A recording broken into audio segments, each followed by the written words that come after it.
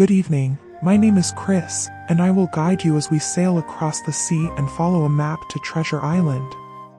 The buried riches of a famed pirate await us in this classic retelling of Robert Louis Stevenson's novel. We will board creaking ships and cross sparkling seas and the sands of tropical islands to reach a night of peaceful rest. Before we begin, let us take a moment to relax and find peace and comfort in the present moment. Close your eyes and allow your body to sink into the soft, comfortable surface you are lying on. There are no obligations or responsibilities. No to-do list or matters that need to be tended to. In the course of our seafaring journey, you will gradually relax and find peaceful and nourishing rest for your body and mind. With your eyes still closed and your body sinking deeper and deeper into the surface, try to imagine something with me. You are no longer in your room. Instead, you find yourself lying on a serene, empty beach. The warm afternoon sun beams down on the sand around you, illuminating it in a sleepy, beautiful glow. It's the kind of afternoon sun that reminds you of long days on the beach, where everyone is ready to close their eyes and recover after splashing in the water and feeling those warm rays kiss their skin. With the beach all to yourself, you can take in the beauty that is around you. Overhead, a palm tree sways gently in the breeze. You can hear the fronds dancing against one another, swishing as their green leaves meet and apart. As they do, the sunlight filters through their changes, growing darker and lighter, swaying and dancing across your sun-kissed skin. Beyond the fronds of the peaceful palms, you see birds sailing through the clear, soft blue sky. The cottony clouds that pepper the sky around them look like they've been plucked out of a cartoon or a painting. They're so fluffy and so perfectly white that they pop out against the deep blue sea behind them. The birds seem utterly at peace, sailing through the sky without a care in the world, drifting wherever the wind takes them. You can truly feel the gentleness of the wind as it brushes against your warm skin, whisking away any heat that could be overwhelming and leaving you at the perfect temperature. On the breeze, you can smell the aromas of this peaceful coastal world, the briny, invigorating smell of the ocean, the warm coconut aroma of the palm trees, and drinks in the restaurants on the shore. The smell of wildflowers growing on the cliffside overlooking the sea just on the other end of the cove you are cozied up on. You can see that breeze in motion as well. It ripples across the surface of the stunning ocean, creating tiny ripples that spread and glide in the opposite direction of the waves' motion. But the waves lapping against the sea is what makes you feel the most at peace. You watch them as they retreat into the ocean, making a calming whooshing noise as they do so. Then, you watch as they hesitate out in the ocean for a minute, preparing to shift their direction. Slowly, the waves begin to make their way back to shore. The crest of them is white, a mix of foam and mist that you can practically feel no matter how far away you are. The downpour slicked the cobblestone streets and coursed between each stone, reflecting the light of the oil lamps flickering overhead. It was, by all accounts, a dim, unassuming day with little potential or opportunity. It was a night to stay in, to put a kettle over the fire and relax. And yet, it was the night that set in motion a wildly different life for the young Jim Hawkins, who was sweeping the floor of his father's Admiral Benbow Inn. Jim swept the floors most nights, inching closer to the sailors and passers-by who stopped to rest their weary heads and have a drink. It wasn't the best place for a young boy in most people's opinion, but Jim loved it. He loved listening to the sailors' stories, he clung to their words, clung to their tales of adventure, and soaked up each and every one, a fire igniting within him as he heard of the adventures that awaited him out across the sea. But on this night, there was a sailor that stood out from the usual guests. He was old and grizzled, giving off an air that told people he had seen more than they could even imagine. He tossed a few gold coins down on the counter with a plink-blink sound and promptly occupied a room, staying for several nights, much longer than the coins he provided could cover. The captain, as he called himself, was a rough man, a man who made his presence known. He spent most nights and evenings drunk, singing coarse sailor songs and arguing with anyone who dared question his drinking or his singing. One night, the captain pulled Jim aside and handed him money, paying him to be on the lookout for a one-legged sailor. The captain feared the one-legged sailor, and seeing someone so fierce or afraid of anyone at all conjured up a million thoughts in Jim's mind. One evening, a man missing 2 fingers came into the inn. He asked for Billy Bones, his dear mate. After hearing Billy had a scar on his cheek, Jim knew instantly that he was referring to the captain who had taken up residence with them. When Billy returned for the night, his expression darkened at the sight of his mate, who Jim soon learned was named Black Dog. Almost immediately, Black Dog and Billy found themselves in a violent argument, one that ended with Billy Bones swinging his sword at Black Dog and then collapsing on the floor, having had a stroke. Dr. Lipsey took Billy to his room and cared for him, urging him to stay away from rum as it could kill him. Under his father's orders, Jim tended to the bedridden Billy, who begged Jim for a single swig of rum in exchange for money. Jim felt sorry for Billy and gave him a single glass of rum after urging him to pay what he owed his father for rent. The touch of the rum ignited a fire within Billy, who told Jim that he was on the run. The crew of the ship he was previously on, led by a fierce man named Captain Flint, was hunting for him and the mysterious contents of his sea chest. A few days later, a blind beggar arrived at the inn. He handed Billy the black spot, the secret pirate code, but Billy looked devastated to receive it. Struck by fear, Billy tried to rise from his bed, exclaiming that he only had 6 hours left before they would come via the sea chest.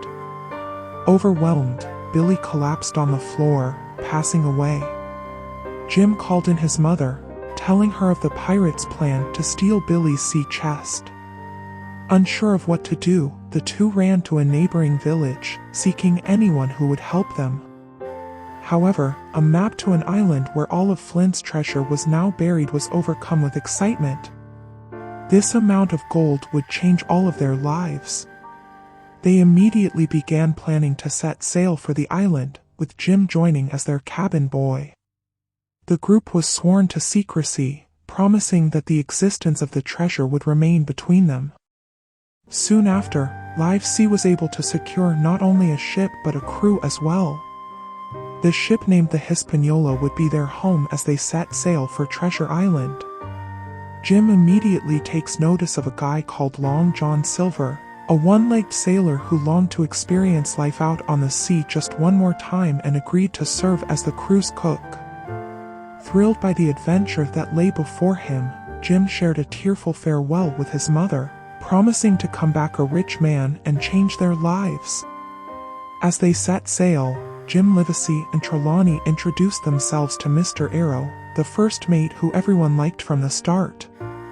The ship's captain, Captain Smallet, however, proved to be a negative, judgmental, and opinionated man.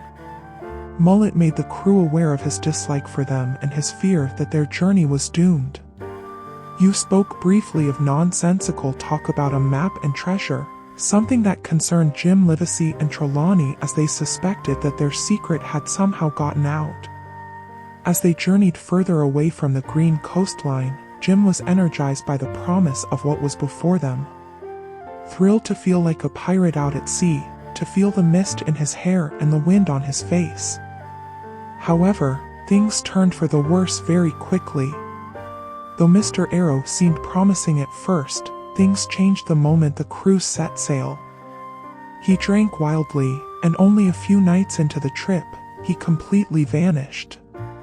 The crew assumed he had fallen overboard in a drunken stupor, which left them to figure out how to reorganize their crew. However, Jim was not concerned. Rather, he was mesmerized by Silver, who was more of a pirate than anyone else. Even missing a leg, he was able to swiftly make his way around the deck and keep things under control in a way that no one else could. In addition, his parrot, who he swore was 200 years old, was a delight to have. For the first few weeks, the journey seemed to be going well. Trelawney and Smollett didn't particularly get along, but their frustration and negativity were kept to a minimum. Jim felt like he had finally found a life of adventure, a life of excitement, and he truly realized what an adventure he was on when one day he climbed into an apple barrel to retrieve an apple hidden inside the apple barrel. Jim was shocked to hear Silva talking with the other crew members he brought on board. He regaled them with tales of his adventures with Captain Flint, sailing as one of his crew members. Soon others chimed in.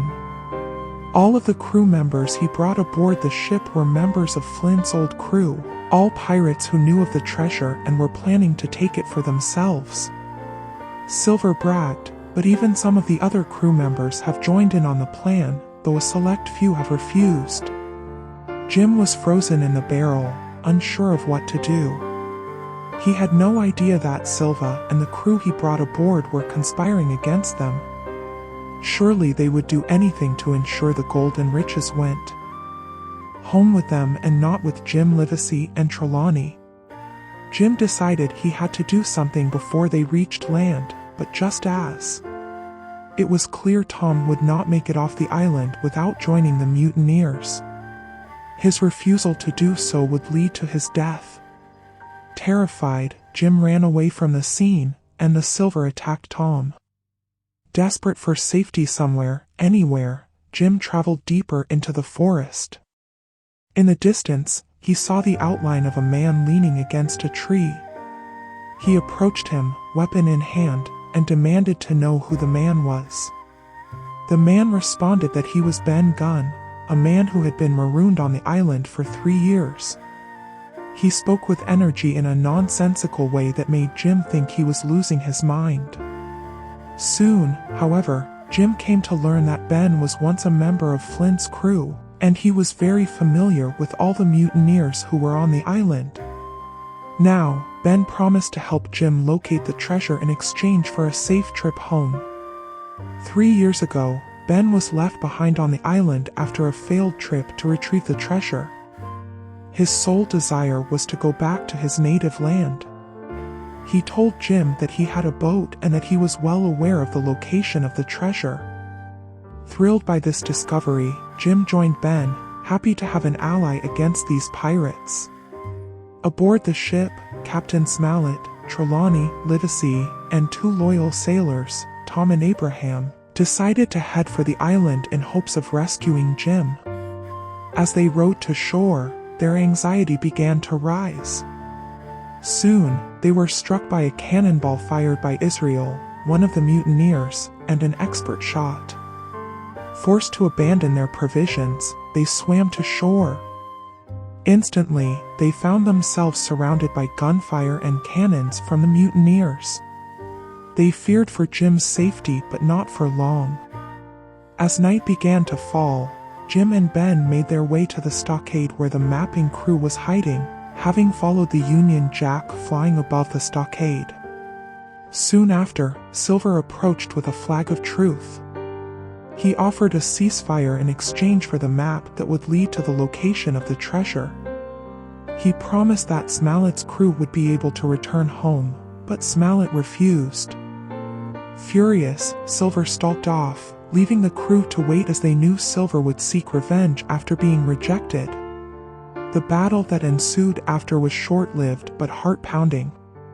Jim, Smollett, Livesey, and Trelawney all survived, having lost fewer crew members than the mutineers did.